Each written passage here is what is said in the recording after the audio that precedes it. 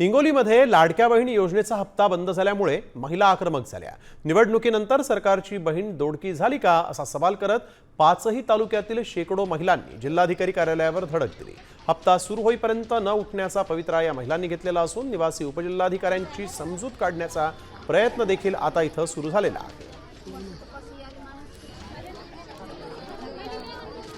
2 हप्ते आले नाहीत, 2 हप्ते पडलेच नाहीत। आम्ही केवायसी केल्या तर ते बँकेला गेले तर केवायसी झाली नाही म्हणाली। तर मग 3 हप्ते चुकली, केवायसी झाली, सगळं झालं तरी पण म्हणतात की केवायसी चुकली म्हणतात। आम्ही डिग्रज बुजुर्गून आलेले आहे। आमची केवायसी नोव्हेंबर डिसेंबरचा हप्ता आला नाही।